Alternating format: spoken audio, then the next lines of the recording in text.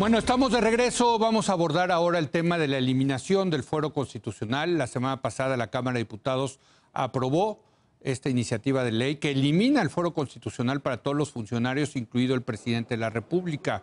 Ahora está en la cancha del Senado, en donde el presidente de este órgano legislativo dijo que tienen observaciones a la reforma aprobada por los diputados. Hay que recordar que el periodo ordinario de sesiones concluye este lunes 30 de abril. Y para analizar este tema se encuentra con nosotros Ana Laura Magaloni. Ella es experta en temas jurídicos, profesora investigadora de la División de Estudios Jurídicos del CIDE. Ana, ¿cómo estás? Muy buenas noches. Hola, Leo. ¿Qué tal? Oye, vámonos. Aquí sí quiero irme paso a pasito y creo que primero que nada nos tienes que explicar qué es el fuero. Sí. El fuero es para procesar penalmente a algún alto funcionario, secretarios de Estado, ministros de la Corte, consejeros del INE, etcétera, etcétera, todos los que están en la cúpula de los órganos, se necesita antes que la Cámara de Diputados lo apruebe. Que presentes lo que pasó con López Obrador, que presentes el juicio la evidencia. De desafuero. Ese es el juicio de desafuero. Y eso es lo que modificó. Y también está lo que se llama el juicio político, ¿te acuerdas? Sí. El juicio político es más bien una responsabilidad política que cuando consideran que se ha violado el interés público o se ha malversado el interés del despacho, algo así. Por ahí, causas muy amplias. También te puede inhabilitar a través de una acusación de la Cámara de Diputados y un veredicto de la Cámara de Senadores. ¿Para qué servía el fuero? El fuero, y sigue sirviendo, digamos, no ha desaparecido. Todavía no, claro, desde luego. No, y además, como lo aprobaron, tampoco desapareció. Ahorita te cuento, sí. pero el fuero, siempre está la tensión entre el funcionamiento certero y regular de las instituciones versus la impunidad por delitos. Pero aquí hay una tensión fuerte, porque bien se pueden manipular políticamente las instituciones y acabas trastocando el funcionamiento del Poder Ejecutivo y del Poder Legislativo, o bien en el Poder Ejecutivo y Legislativo se cometen delitos y el fuero te ayuda a garantizar un halo de impunidad. Una impunidad. Y esa tensión entre si esto es político o esto es jurídico está todo el tiempo en el fuero. Y tenemos buenísimos ejemplos. O sea, Nixon renuncia porque iba a perder el impeachment. Sí. O sea, pero al mismo tiempo tenemos a Clinton, que a punto de un impeachment. No, bueno, le hicieron el impeachment y la libró por poquito. Sí, o sea, hubo la votación y perdió la votación los que querían hacerle el juicio de procedencia, ¿no? No, en el juicio político. Destituirlo. Sí. Y tenemos el caso de Dilma Rousseff, que sin ninguna prueba, es más bien una reconfiguración política de Brasil, la acaban corriendo. La corriendo. Entonces, que no se nos olvide que hay una tensión cuando estamos hablando de fuero y de juicio político. Ahora, ¿tú estás a favor del fuero? Yo Ana, creo que... Como jurista, ¿qué eres? A mí me parecía que estaba bien el fuero. ¿Sí? Me parecía que... Digo, porque no es una cosa popular, ¿no? No, ya o sea, lo sé. ya se ha manoseado tanto este tema del fuero que ahorita están en estas iniciativas medio populistas de decir que se vaya el fuero. Pero una experta como tú dice... Yo sí creía como que estaba bien, digamos. Sí. Me parece bien dar la posibilidad de juicio político al presidente, que es lo que se abrió. Sí. O sea, ya puede el presidente por delitos, o sea, no por... Antes el presidente no lo podía. No. Era intocable el presidente. El presidente solamente podría ser sometido a este procedimiento de juicio político, que te digo, de la Cámara de Diputados acusa y el Senado juzga por traición a la patria y delitos graves. Whatever that means. Sí. Ahora ya es por todo. Sí. Pero, y me parece que es sano que haya o sea, si el presidente está violando la ley, me parece sano que pueda haber Claro, una manera de sacarlo, sí. Desde luego. Pero el juicio, el desafuero, me parecía que sí protege las instituciones mientras no hayamos creado menos vasos comunicantes entre el sistema político y la clase política. El fuero y el es una sistema de justicia. protección política, sobre todo para gobernantes con tentaciones autoritarias. ¿Es correcto? El fuero es una protección política. Sí, no, sobre todo cuando la justicia Por eso. es manipulable. Exacto. Sí. Por un gobernante autoritario que controle el aparato de justicia. O por un fiscal y que dice, vuelto ese senador se tiene que ir, sáquenlo del... Bueno, si tiene fuero ese senador, no lo pueden sacar tan fácilmente. Y sobre todo cuando estás en una oposición y eres minoría. Así es. Eres alguien incómodo para la mayoría y te pueden sacar. Ahora, el otro lado de la moneda, como tú dices, es que muchos legisladores han abusado de ese fuero para cometer todo tipo de tropelías, ¿no? Y quedar impune. Y gobernadores, Así etcétera, es, etcétera. así es. Ahora, yo no creo, y eso es quizá lo que tenemos que discutir, que la impunidad se deba al fuero. Sí. Yo creo que la impunidad sigue estando en manos de la falta de instituciones capaces de investigar y de recabar pruebas. Sí, tú has sido muy elocuente al respecto. Pues déjame regresar al tema. ¿Qué aprobaron los diputados? Cuéntanos, porque yo he leído muchas cosas y la verdad te quiero decir, estoy hecho bolas. Sí, yo hoy repasaba con cuidado. Primero, se abrió la idea de que el juicio político, en este sentido, al presidente se le puede inhabilitar o quitar del encargo si ha cometido un delito grave. O sea, ya amplitud, ya no solo traición a la patria y delitos graves del orden común. O sea, más. Más. O sea, ya al presidente se abre la posibilidad de enjuiciarlo.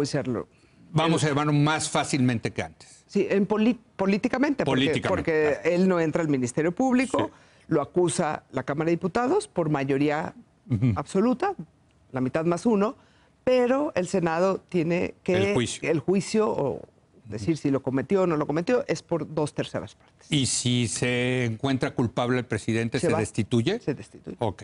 O sea, es una manera de destituir al presidente. Sí, como existe en otras partes del mundo. Pero es un juicio político al final del día. Si no entras a las instituciones de justicia. Correcto. ¿Okay? Muy bien. El que ha causado más escándalo, revuelo mediático es el desafuero o el juicio de procedencia. Sí. Si tú te acuerdas, la Cámara de Diputados, cuando desaforaron a López Obrador por 2/3 partes, en la Cámara de Diputados. Si el Ministerio Público dice yo tengo pruebas de que este funcionario ha cometido un delito, esas pruebas se van a la Cámara de Diputados y la Cámara de Diputados decide si lo desafuera o no. De hecho, se presenta el Ministerio Público. Yo me acuerdo en el juicio de desafuero de Bejarano y de López Obrador hace ya 12 años o más, se presentó el Ministerio Público. Exacto. Un representante de la Procuraduría. Exacto. Y les presentó a los diputados por qué había que enjuiciarlo. Exacto. Y luego hubo toda una discusión, los que estaban a favor, en contra, y se votó y los desaforaron. Exacto. ¿No? Ahora, teníamos la ventaja antes que si tú no lograbas desaforar a alguien, se suspendía. O sea, el juicio de desafuero, un juicio de procedencia, no calificaba si había cometido o no un delito. Era un procedimiento previo y suspendía toda la prescripción de los delitos. Sí. Entonces, mientras que tú eras diputado, senador, secretario de Hacienda o ministro de la Corte, no te iban a juzgar, al menos que te desaforaran, pero la prescripción de los delitos que tú cometiste se suspendía. Ok. Y luego, cuando dejabas de ser ministro de la Corte, senador, te podían cuando perdías ya el fuero porque perdiste el puesto, ahí sí te podían enjuiciar, ¿no? Exactamente. Y si la Cámara de Diputados consideraba que sí, entonces a ti te destituían y enfrentabas a la justicia penal. Así es, correcto. Ya no seguías desempeñando el encargo, el puesto, digamos. Que a Bejarano, por ejemplo, a diferencia de López Obrador, que lo desaforaron, pero ya no le persiguieron el delito y pudo regresar como jefe de gobierno, a Bejarano sí lo persiguieron y estuvo en la cárcel un buen rato. 8 meses. Así es. Y luego, hoy en día, lo que ya no hay juicio de procedencia. Sí. Esto es lo que ya estamos hablando ahorita de la reforma que aprobaron los diputados. Sí. Así era antes. Ahora, hoy ya no tienes, como Ministerio Público Fiscal, irle a pedir permiso a la Cámara de Diputados. Eso ya desapareció. Desapareció por completo. Entonces, ¿el fiscal puede ir a arrestar inmediatamente a cualquier diputado, senador, ministro de la Corte? Ministro de la Corte, el que sea. Sin embargo... ¿Presidente? No, presidente nada más lo que te dije anterior. ¿Okay? O sea, todos los funcionarios altos del Estado, salvo el presidente, el fiscal dice, yo tengo pruebas de que este señor robó o asesinó, violó, y van y lo arrestan sea como sea. Sea como sea. Okay. Sin embargo, la Constitución contempla algo que me parece muy perverso. Sigue ocupando el cargo y no puedes destituirlo del cargo hasta que haya sentencia firme. Eso de sentencia firme puede tomar años, Leo, porque pues tienes un montón de amparos y puedes dilatar el proceso. Entonces, supongamos, hay alguien, un secretario de Hacienda acusado por malversación de fondos. Correcto. Sigue desempeñando el cargo de secretario de Hacienda. ¿Mientras le hacen el juicio? Mientras que le hacen el juicio. ¿Y si el juez dice que se tiene que quedar, el juez de instrucción dice se tiene que quedar en la cárcel? No puede. Porque ¿No la puede? Constitución dice que no cabe la prisión preventiva ni la destitución del encargo. Esa es la reforma Esa es la reforma constitucional. Pues ahí sí ya empiezan a tener problemas, ¿no? La reforma esta. Entonces, en realidad, lo que hay es un nuevo fuero, digamos, Sí, porque ahora ya... escondido. Pero lo que me parece más preocupante es que los que estaban muy preocupados por la impunidad es que ahora sí prescriben los delitos. Ah, pues entonces es una contrarreforma, ¿eh? Entonces, antes te garantizaban que el tiempo de prescripción no existe. ¿Qué hizo Borges cuando se fue de Quintana Roo? Movió la prescripción de los delitos cometidos por funcionarios públicos y la redujo a 3 años para tratar de garantizar impunidad a todos sus Sí, que séquito. pasarán 3 años Rapidito. y ya luego ya no me pueden, porque ya prescribió el delito. Exacto. Entonces, la Constitución solo dice que no podrá ser menor a 3 años la prescripción, pero no pone nada más que eso. Si tú eres alguien un poco perverso, pues empiezas a modificar las prescripciones del Código Penal y así vas a garantizar impunidad a muchos más. Porque si bien puedes tener capacidad de investigación para unos cuantos, a los otros, a todo el resto, pues va a tener garantizada una mucho mejor dosis de impunidad que la que hoy tenía. Porque hoy, cuando salen de los puestos los Duarte, los Borges, ya los pueden perseguir. están, pues posiblemente con las nuevas reglas, si mueven las reglas de prescripciones, ya no los perseguiste nunca. No, bueno. Ese sí es un problema, ¿no? A mí me parece que toda esta discusión sobre la impunidad y el fuero y tal, la verdad no va por ahí.